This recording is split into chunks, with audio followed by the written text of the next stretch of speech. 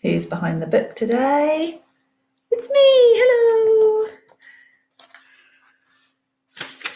Wednesday, January the 12th, 1944. This is the first time I felt like writing in my diary for days. Mum was right, I did catch a chill that day when we all went out looking for tips, and it did go to my chest. Mum told me I had a temperature of 104 for nearly a week, and the doctor had been called because I became delirious. That sounds like it means I was just happy. I certainly was not. It meant I was out of my head, and I must have been because I remember very little. I only remember bits of the last few days. I remember Barry coming in after school and telling me what the new school in Kingsbridge was like and giving me get well cards from Mrs. Blumfield and the class. I remember waking up to see Grandfather and Mum sitting in the chair watching me or just sitting there sleeping. And from time to time I could hear the murmur of voices downstairs and Uncle George blowing his nose like a foghorn. I'm much better now, but Mum says I've got to stay inside for at least another week. Doctor's orders, she says, but I think they're just her orders. She always gets very fierce and strict with me when I'm ill. She's been feeding me soup and then sitting and watching me just to make sure I finish it. She makes me eat stewed apple every day, and I have to drink lots of warm milk with honey in it. She knows I hate milk, but now she's got the perfect excuse to make me drink it. It'll build up your strength, Lily, she says. Drink it. And she always stays until I do. As for Tips, there's still no sign of her. No one has been back to look for her, of course, but I haven't given up. I still keep hoping she's all right, that one day she'll come and find us. She's a good hunter. She can take care of herself. She knows warm places to go. I try to hope and believe Adi will find her somehow, but then when I think about it again, I know he won't. I keep thinking of her lying dead in some ditch. I try not to think like that. I try so hard. Soon as I'm better, I'm going to go looking for her. I promised myself I would, and I will. Mum came up today and read me a letter from Dad. It's such a long time since I saw him. I find it difficult to see his face in my head anymore. I tried to hear his voice as she was reading the letter, but I couldn't. He says they had corned beef and tin potatoes for Christmas lunch, and they wore paper hats made out of newspaper, sang Christmas carols, and thought of home. He sounded so sad and far away. When Mum finished reading, she was sad too. I could tell she wanted to cry, but she wouldn't let herself.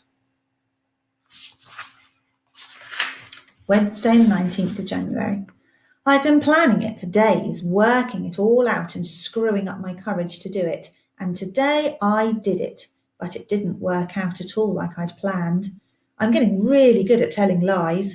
I told Mum I just wanted to go out for some fresh air, that I was fed up with being cooped up. I nagged, and finally Mum gave in, but only because it was a nice sunshiny day, she said. She wrapped me up as if I was going out into the Arctic. Gloves, hat, scarf, coat, the lot. And she told me to keep out of the wind.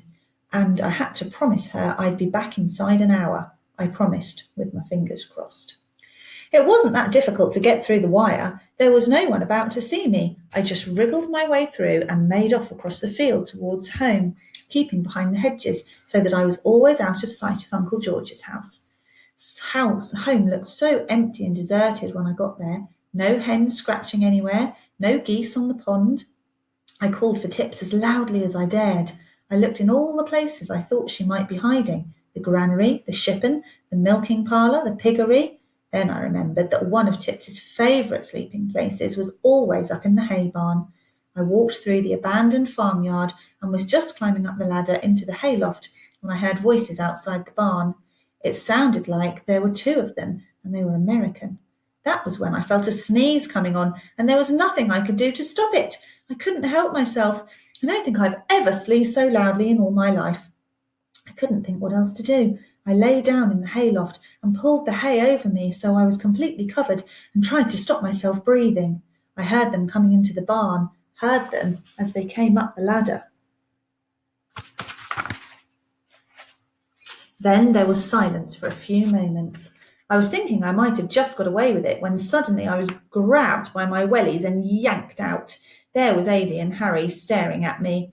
"Lily Wellaby explode, AD said, pushing back his helmet. Look what we've got ourselves here, Harry. Now, if I ain't mistook, Lily, you come back looking for your cat, that right? I nodded.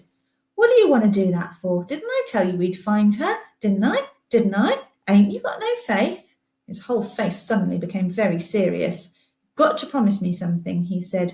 Got to promise you won't never come near this place again. You do what I say, Lily, or you're going to get yourself in real trouble. You're going to get yourself hurt bad, real bad. You hear me?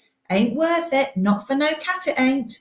Soon enough, this here's going to be a mighty dangerous place to be. You've got to stay out of here. You promise me now. He was really angry with me, so I promised. They helped me down the ladder, and together we ran through the farmyard, past the farmhouse, and out over the fields to the perimeter wire, Adie holding my hand the whole way. I squeezed through.